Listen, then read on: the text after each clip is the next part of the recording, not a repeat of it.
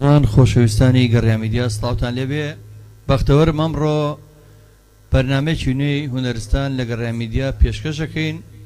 بە میوانداری هونەرمەندی دەنگزوڵاڵ هونەرمەندی شارە جوانەکەی چوارچرا شارەکەی ماملێ شارەکەی مەهاباد مەڵبەندی هونەر و مۆسیقای کوردی هونەرمەندی دیێرین و دەنگخۆش سوڵتان مەهاباتی یەخوا بەخێر بێن بۆ ناو ستۆدیۆکانی گەڕیا میدیا کاک سوڵتان گیان بەخێر هاتی.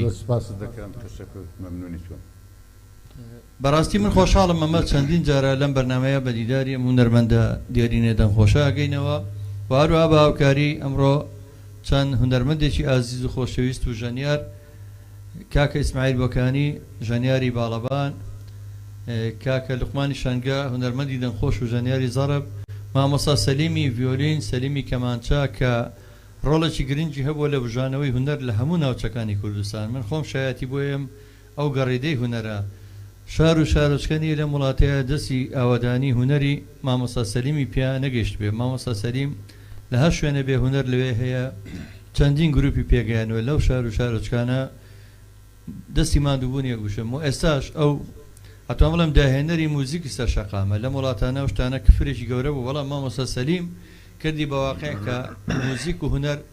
شتێک نییە عیبێتیا بێ خزمەتی هونەرەکە بکەی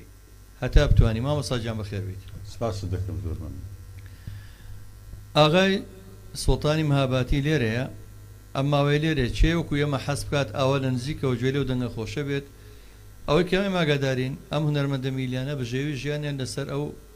دانیشتنانەوە شەوچەرانەیە لەوەکەی مێژووی مۆسیقای فۆلکلۆری کوردی هەبوو ئەم دانیشتن و شەوچەرانە هەیە کە لەم دوایانە ناوێکی ناخۆشی لێن راوە کە پێڵەن گعدە خۆی گعدەنی هەر دانیشتن و شەوچەرە و کات بەسەربردنی خۆش و گوێگرتنە لە مۆسیقا و گۆرانی و تۆمارکردنی جاران بەداخەوە بە تەجیلێکی زۆر مۆدێلکۆن ڕیکۆرد دەکرا چەنە تا ئێستا هەر زۆر چێژی لێبینین. بەڵام ئێستا سواز بەخوا مۆبایلەکانتان هەیە و هەموو ئامێرە پێشکەوتوهەیە ڕیکۆردی بکەن ئەگەر ئێوەش حەز بکەن چێژە دەنگی ئاغای سوڵتانی مەهابادی ببینن تا ماوەی لە کوردستانە ژمارەی مۆبایلەکەی 0751 210 58 79 بۆشتان نووسم لە کۆمنت و لەسەری سەرەوەی پۆستەکە بۆتان دانێن یا پەیوەندی بکەن بە گەڕان میدیاوە ئێمە ژمارەی هونەرمەندی دیێرین دەنگزوڵاڵ سوڵتان مەهابادیتان هێنیە 0751 210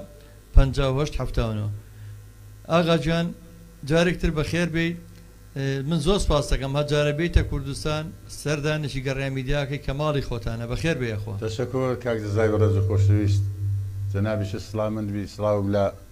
کولەن دەستە نەرکارانی ڕادیۆگەڕیان هەیە ڕێز و سڵاو بۆیان هەیە. یاخوا بەخێر بێ ئاوادانتان کردەوە. حەزەکەم چینە لای گۆرانیەک خەڵکیشە چاوەڕێمان نەکات بەداران و بیسەران و بینەرانی گەڕیا میدیا ئێستا چاوەڕێی دەنگی خۆشی کاکە سوڵتان مەهاباتین بابێک گۆرانی بنێوی کانیمرادان پێشچەشیان دەکەین هیوادارم بە دڵیان بێت. پێمان خۆشە دڵنیا فەرموو.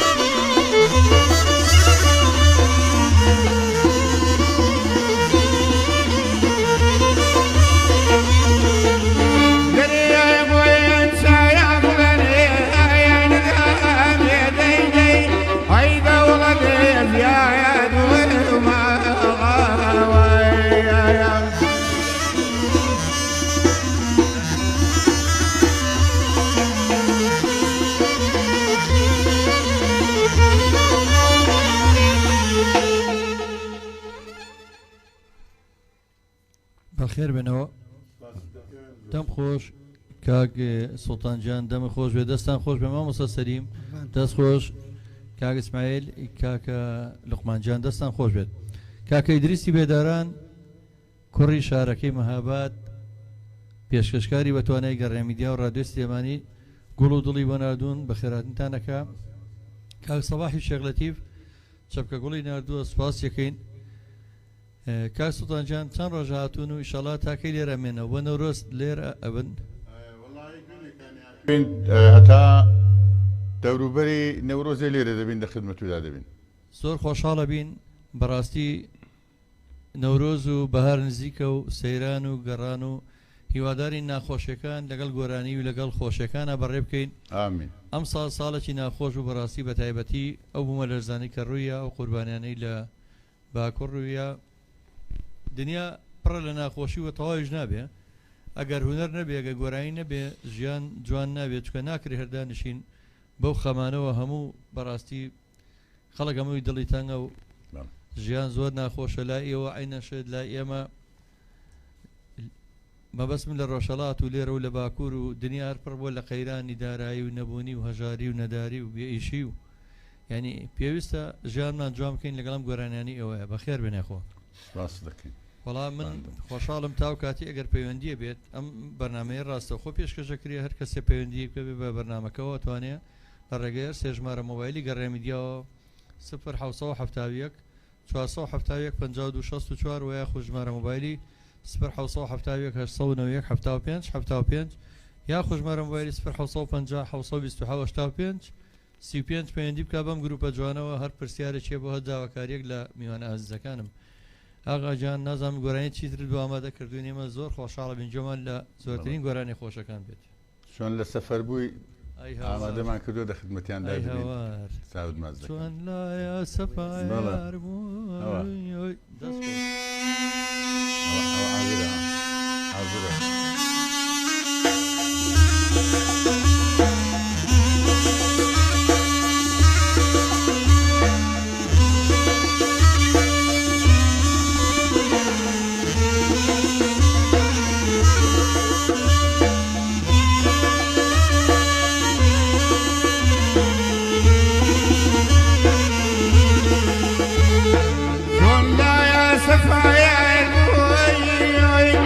لا من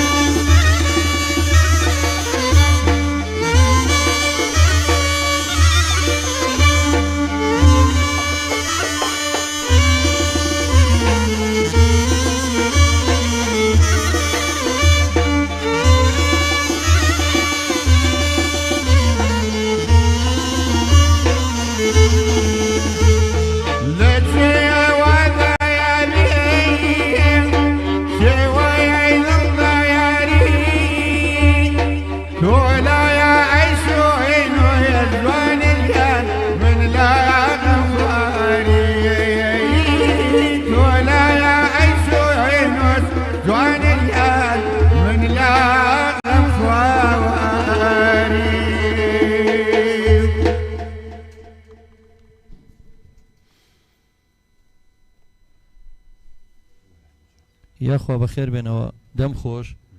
دەستان خۆش بێ پەیوەندیک تەلەفۆنیمان لەگەڵە خاتوو شەونم داخلی بەرنامەکە بێ شەونم خان سڵاوت لێ بێ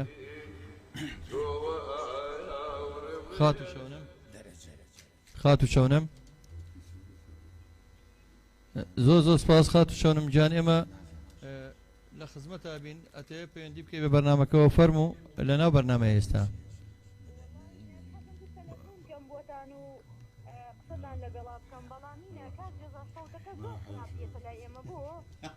ئێستا سەود لای تۆ خراپە نا بڵێن کاتی تەلەڤیزۆنەکە بچۆ بەسڕێکی دیار کاتی گۆرانێکانەڵێ بۆ لە تەلەڤیزۆنە سەود خراپە خاتون جانیا یاخود لە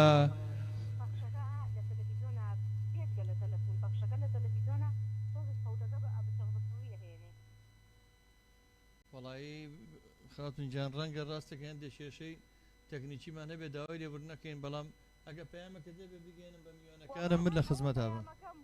بەخێراتنی میوانەکەش دەکەم یاخوا دەستان خۆش بێ من هونەرمەندی دەنگخۆش کە ڕێبازی ماملەی گرتو خەڵکی شارەکەی ماملەیە من هەوڵژاریش ئەتاکو خۆی دیار نەبووم زانی ئەوە ماشەڵا دەنگێکی زۆر خۆشیەیە کاک سوڵتان مەهابادی ئەگە پرسیارەکەت هەیە ئاراستەی تۆ هەر بێ حەد گرنگی بە سەوتی ماملێ دەیەوە چییە؟ وەڵایی خۆم دەروێشێکی سەرسەختی هونەری ماملێم خاتون جان یاخوا سەرکەوتوبی کاکە جەزای گیان زۆر سپاس خوشی بەڕێز و ئازیزم زۆر سپاس هیوادارم کاتێکی خۆش بەرنەسەر لەگە بەرنامەکانمانە زۆر سپاس بۆ تۆ وەڵا هەر تەلەڤیزۆنی من بە معادەلی لەسەر ئەو کەناڵەیەوە زۆر سپاس هیوادارم ئاسوودە من لەگە بەرنامەکانی گەڕیانە زۆر سپاس بۆ تۆ زۆر سپاس خوشی ئازیزم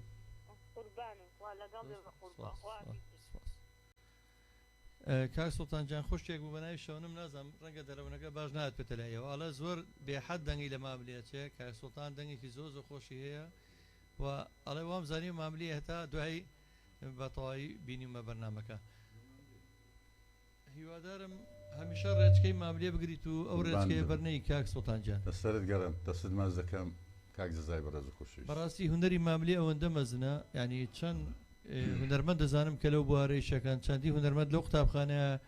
ڕێبازی ماملەیان گرتووە ماشەڵا لە ژماردنیان دەنگێکی ئەوەنە زۆرە لای ئێوە لە مەهاباد ئاخۆ چەند کەسی تر گۆرانی ماملێ بڵێتەوە لای ئێمە زۆر ماشەڵا چەند کەسێکە ناسم والله لێوێش کاگزاجیان زۆر دەیڵێنەوە علاقەیان زۆر پێێتی زۆریان خۆش دەوێت خۆشەویستی خەڵکیە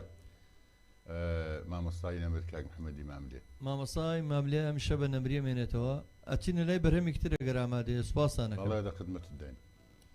وامەکە وامەکە وامەکە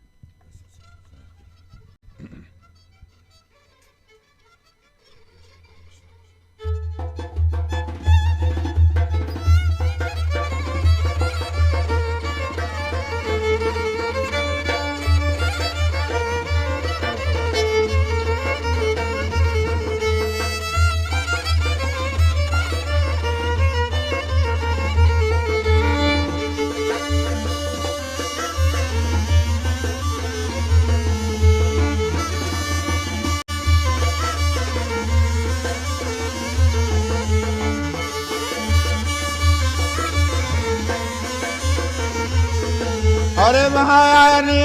دستانا دردی عشق دراینا بروی لیم بوی بوازیر چاوی دل سلطانا آخری بدزوی دستمه وقت روزم لی عیانا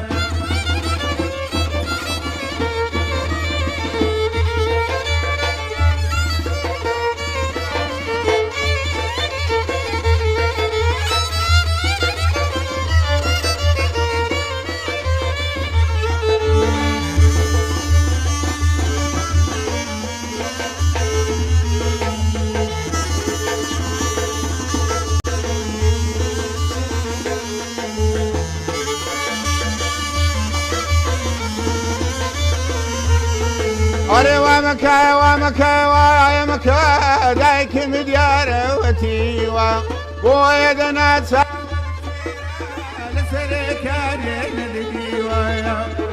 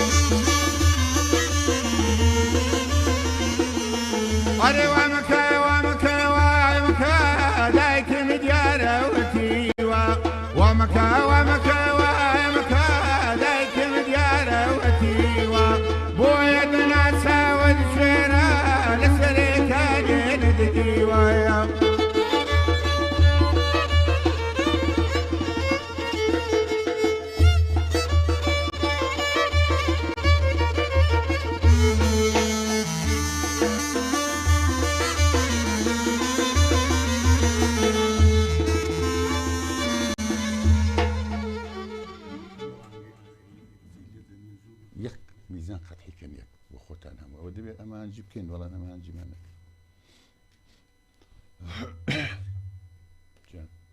ناخاج دەکەم خێر بێنەوە دەستان خۆش بێت دەمتان خۆش بێت پێم کورد ئاغا سوڵتانجان سوپاس دەکەم گۆرانێستا داواکاری من بوو زۆرم پێخۆش بوو حاج دەکەم یەکێکە لە گۆرانیەکان کە من جەناب بدەین زۆر سەرسامم بەو گۆرانی هەمیشە کاکە سوڵتانجان خۆشەویستانم ئازیزانم وەکو پێم ڕاگەاندن هونەرمەندی دێرین دەنگخۆش سوڵتان مەهاباتی لێرەیە لە ئەو لە شاری سلێمانیە لە ئێستا ئەگەر حەز بکەن وەکو من ئەوە لە نزیکەوە لەگەڵی دانیشن و گوێبیستی دەنگە خۆشەکەی بن ئەتوانێت پەیوەندی بکەن بە ژمارە مۆبایلی 0 210 58 79 ئاغای سوڵتان مابەدی لێرەیە ئێوە شەتوان بە هەمان شێوە گوێبیستی دەنگە خۆشەکەی بن ژمارەی مۆبایلی هونەرمەندی دێرین سوڵتان مەهاباتی 0 210 58 79 بۆ پەیوەندیکردن بە ئەم هونەرمەندە دەنگخۆشە و ئەم گروپەوە لەگەڵ ئەو گروپە جوانە کەمانچە و زەرب و باڵەبان ئەتوانن سوود لەو دەنگە خۆشە ببینن هونەرمەندی دەنگخۆش شوێنکەوتوی ڕێبازی ماملێ هونەرمەندی دێرین هونەرمەندی دەنگزوڵاڵ کاکەردەڵان قاسم ئەردەڵانی ماملێ لە ئەڵمانیاوە لە شاری بۆنەوە دەستخۆشی بۆ نووسینەوە دەستان خۆش بێ کاکە تەها مەحموود دیارە جاری پێشوش لێرە لەم ستۆدیۆیە کاگەردەڵان و ئاغای سوڵتان مابەدی بەیەکە گۆرانییان خوێند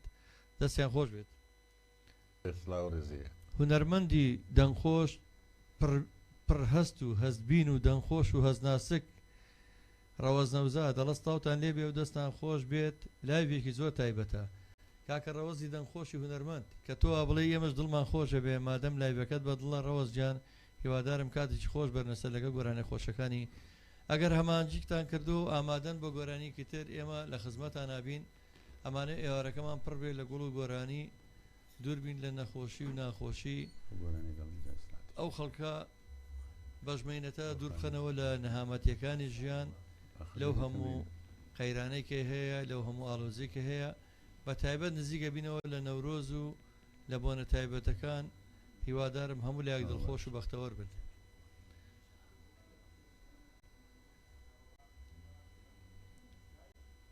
هونەرمەندی خۆشەویست سوڵتان مەهاباتی لە شاری مەهاباتەوە هیچێکە لە شوێنکەوتوانی دەنگی ماملەی نەمر مامۆستا سەلیمی کەمانەوە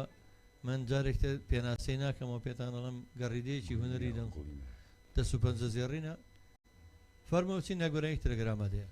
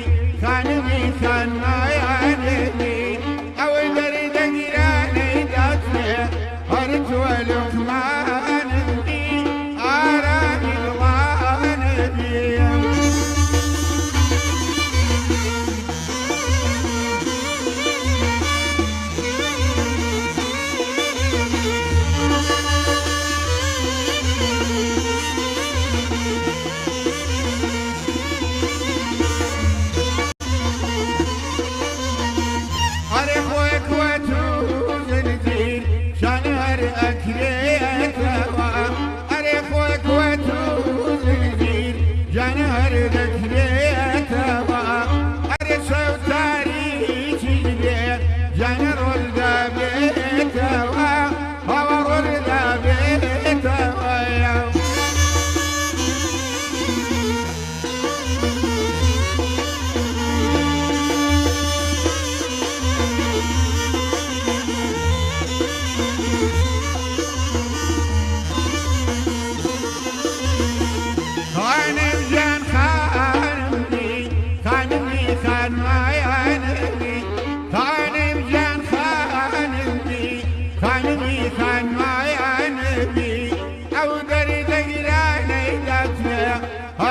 لقمة يا نبي هرتو درمان نبي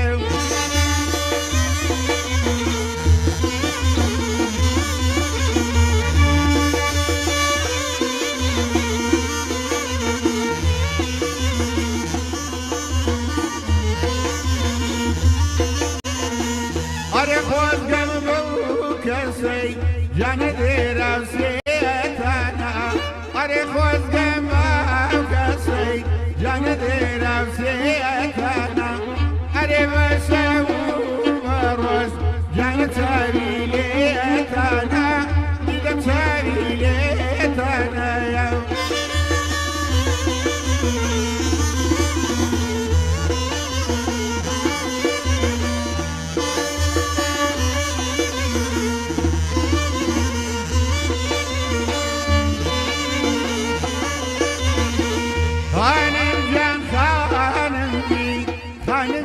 خان ما ينبي خانم جان خانمي خانمي خان ما ينبي أو دري دقيراني دافع هرتو لقما ينبي آرامي قلاني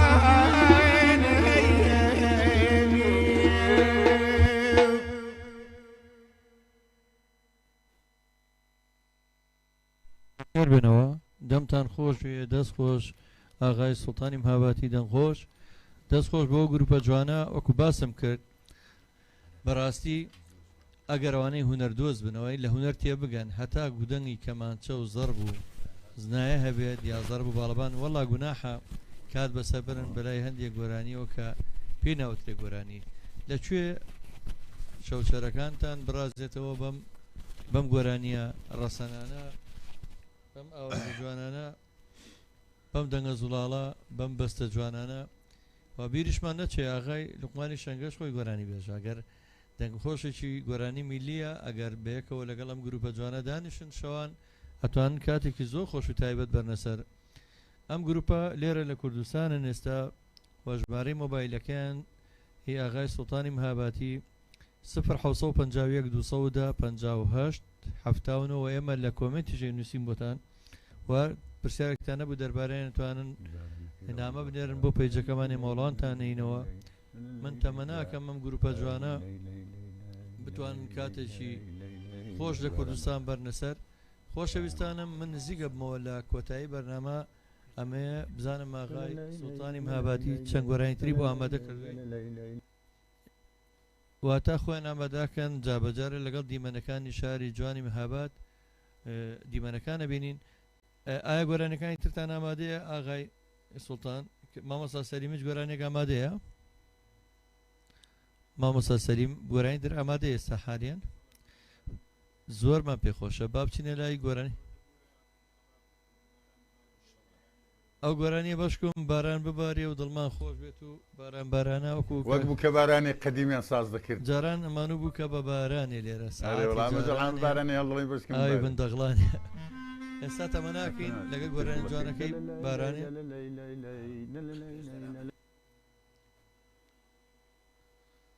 فەرمۆچینە لای گۆرانیکتر لە گۆرانی خۆشەکانی ماملەی لەمەر بە دەنگی خۆش و دەنگی ئارامی سوڵتان مهاباتی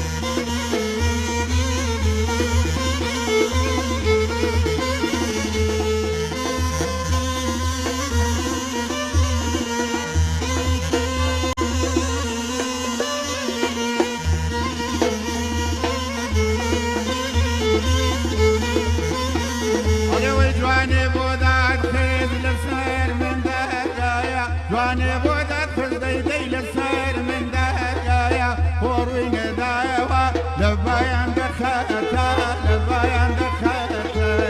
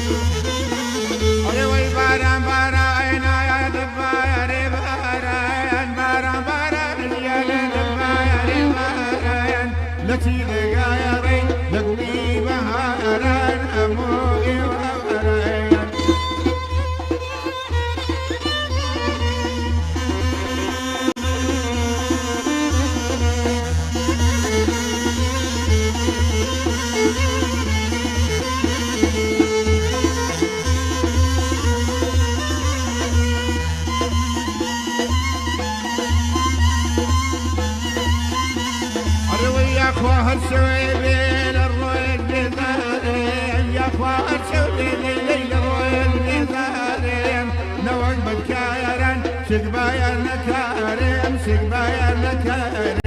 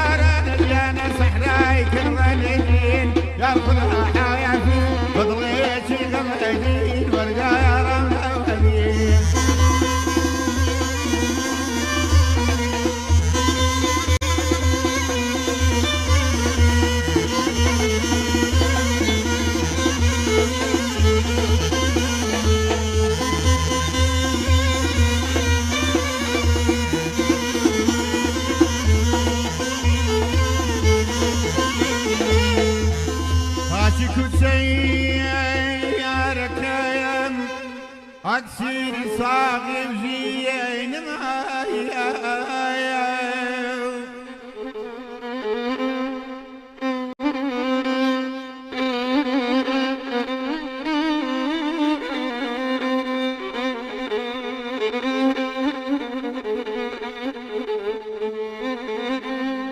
خاشي كل سياركم أكسير صاغي وجيين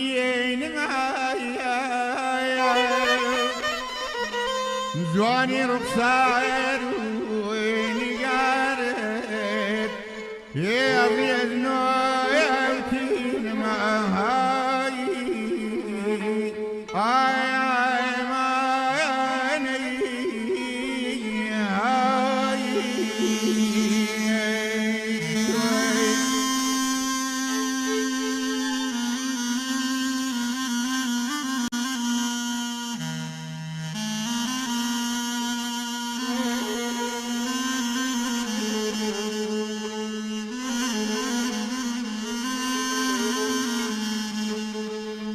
هر وقت وای سو پلاش کوی تو لکو سیار دای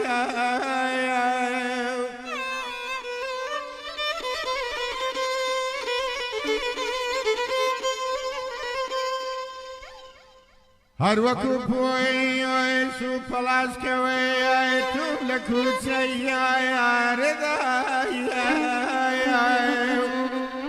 يزلك يا نفريني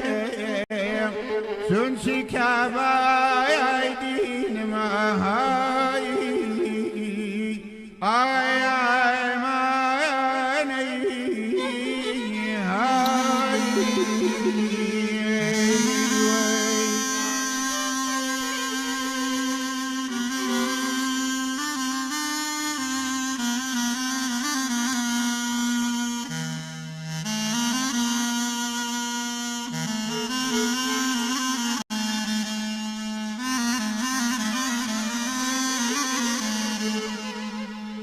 قرب بيتوي باسم باغوي سيدي سربوش يا ربي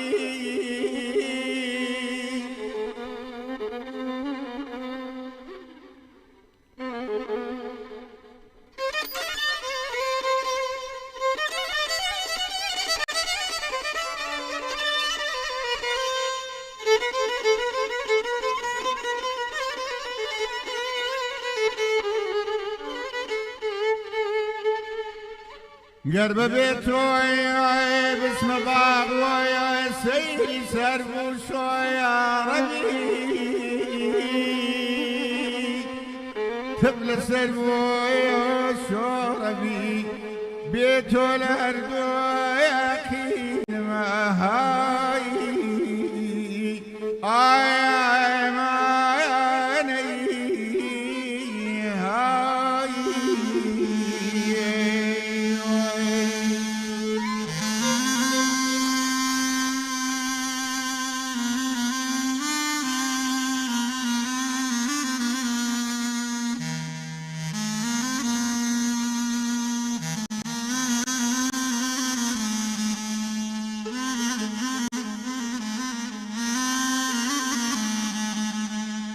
كي خيالي بديت دي يا عيران بلم وخي من ايام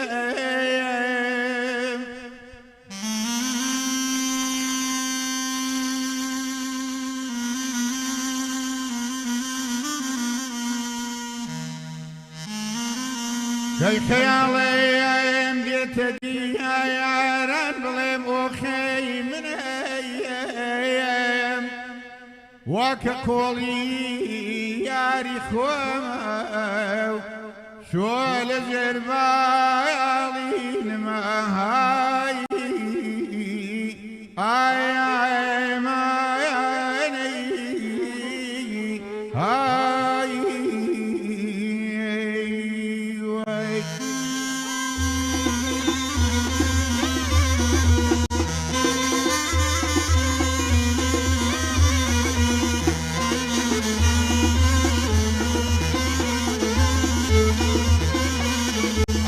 جواني بودات خذ للسير من دقايا جواني بودات خذ ديدي للسير من دقايا خورين دايا لبيان دخاتا لبيان دخاتا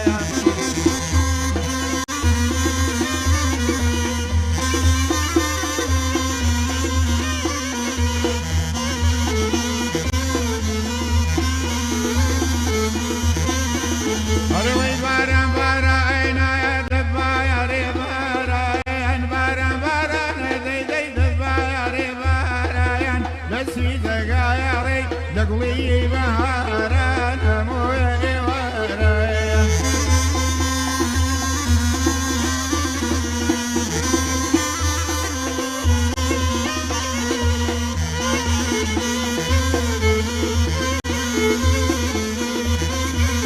أروي خسر الخانة يا خين سرعة يا ديرايان خسر الخانة خين دي سرعة يا ديرايان هموي بكو يربان دوسايا ويديرا دوسايا ويديرا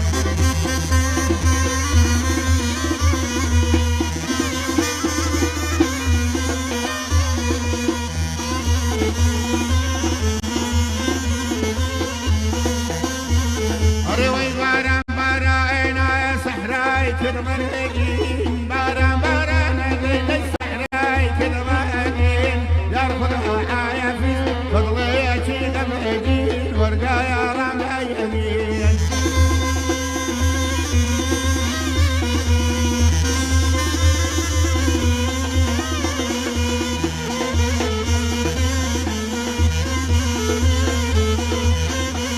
أروي برياش المايا المايا ملو بايس كوباس كاين كيدك من يدي لكين دو آيس كاين زور بيسبي وايا بوم دقايا وضلنا يسكاين دقايا وضلنا يسكاين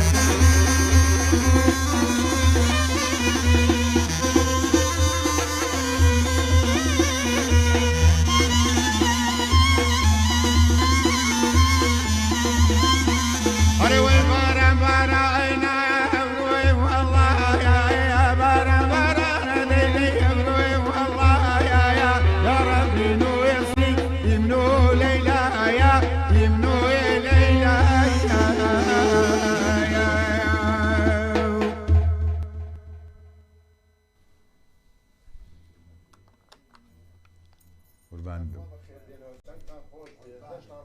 خۆشتانم بەخێر بێنەوە دەمتان خۆش وێ دەم خۆش خلاص مشكور سڵتانی مەهابادی خۆبانە دەم زۆرمان ئەزێ دایکاکە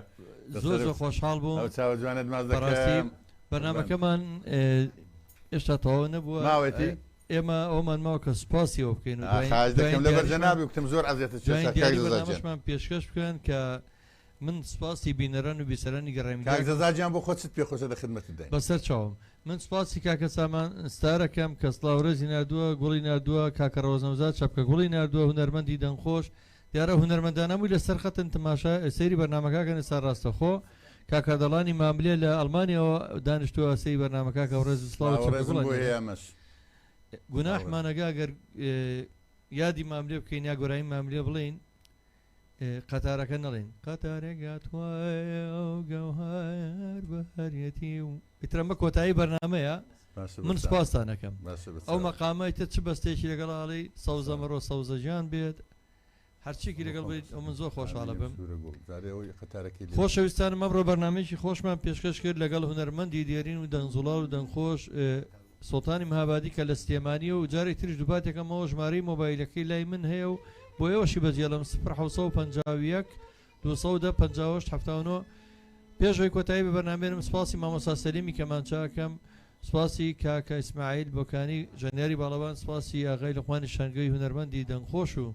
ژەنێری زار بەکەم سپاسی سڵتان مەهاباتی سەربەرزەکەمیشە ئێمە سەربەرزی پێی سپاس دەکەم سپاس بۆ کاک برانەورامی و کاگەلان ڕەفیق و هاوکاران لەم بەرنامەیە بەرنامەیە ئەمڕۆ بە دیاریە جوانەکەی سڵتان مەهاباتی کۆتایی پێێنم لەگەڵ قەتارێک هاتووە گەوهەربارێتی ئەوە یەکێکە لە شاکارە جوانەکەی ماملێ خواتان لەگەڵ ماڵتانەوە بە خواتانە سپێرم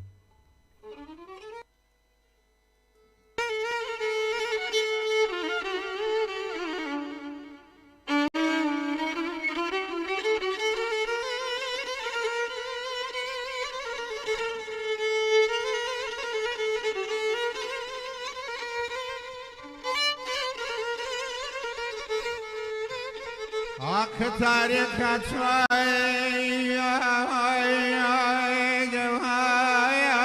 فريتي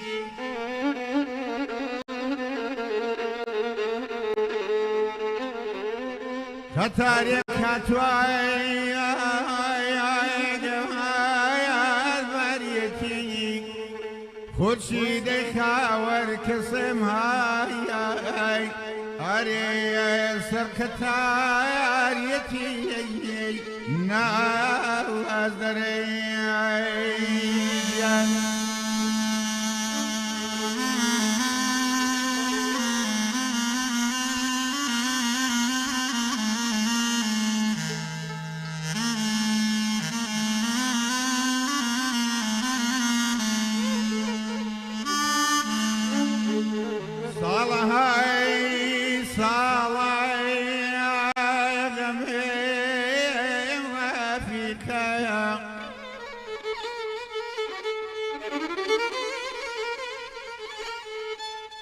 صالح صالح من رفيقه شادي بميلا كسماي أري بدقيقة نازري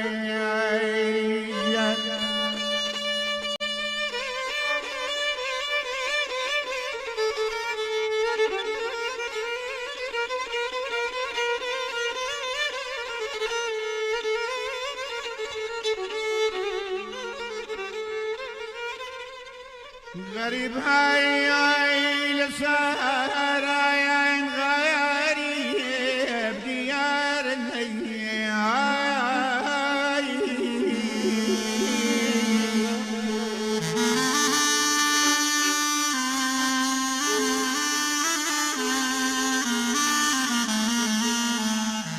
غريب هاي لسهر عين غريب ديار زيقاي غريبا كسم هاي قوسو كنار نيينا وزريجا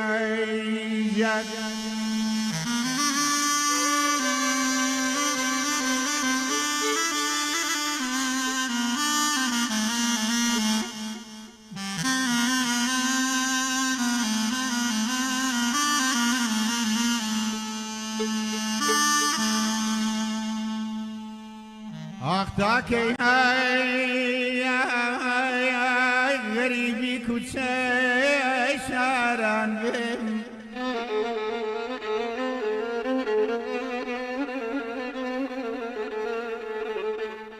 تاکەی های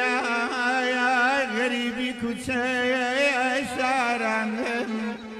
تاکەی ئەوەدای کەسەمای ئەرێ باری دران بمەی ناواز دەرێ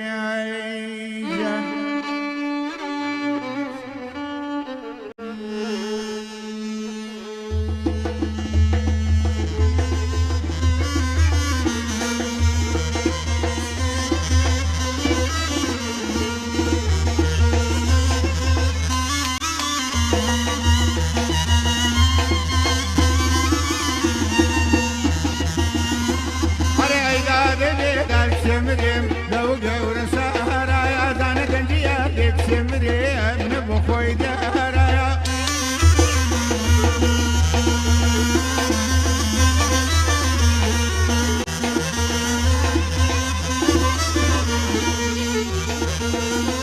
أري عائلة مريم يك سمرم خلصي أو خارايا عائلة مريم يك سمرم خلصي أو خارا لايك كتلت يك سمرم وينك ربارا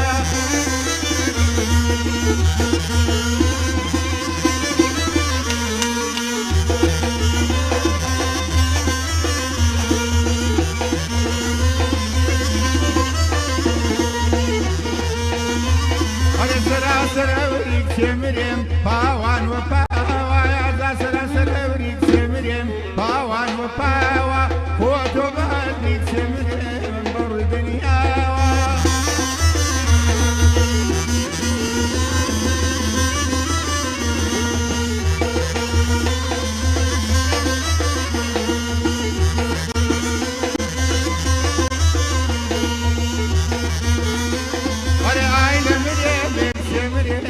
مريم سورة يقول عائلة مريم يكسي مريم سورة يقول هرتم خطة يكسي مريم بجان وبادل حظك اليدا كمسي مريم بجان وبادل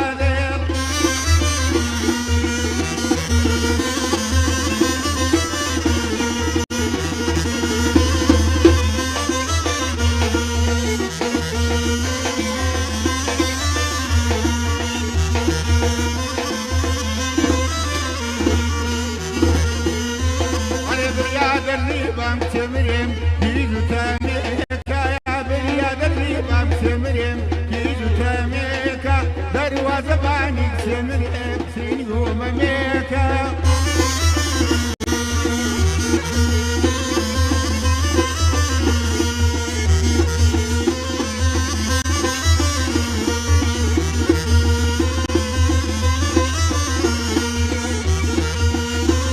أري عائلة مريم يكسي مريم خلصي أو خارا عائلة مريم يكسي مريم خلصي أو خارا دايك كتشوت يكسي مريم وينك ريقوارا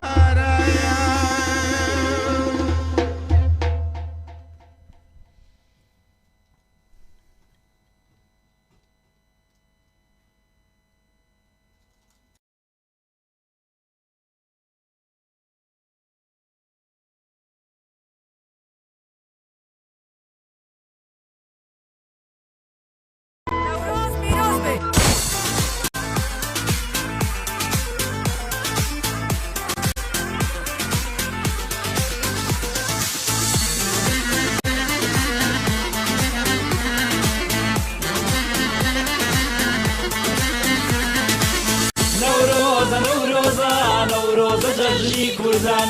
نوروز جژنی کوردان جژنی نوروز پیروز بێ چوار پارچەی کوردستان جژنی نوروز پیروز بێ چوار پارچەی کوردستان پیروز بێ عەفرین و لە قامیشل و کوبانی دەک پیرۆز بێ لە دۆگلا و لێر و سلێمانی پیرۆزە لە ساڵاب و لە سنە و لە کرماشانی پیروز بێ لە دیاربەکر و لە شەڕناق و لەوانی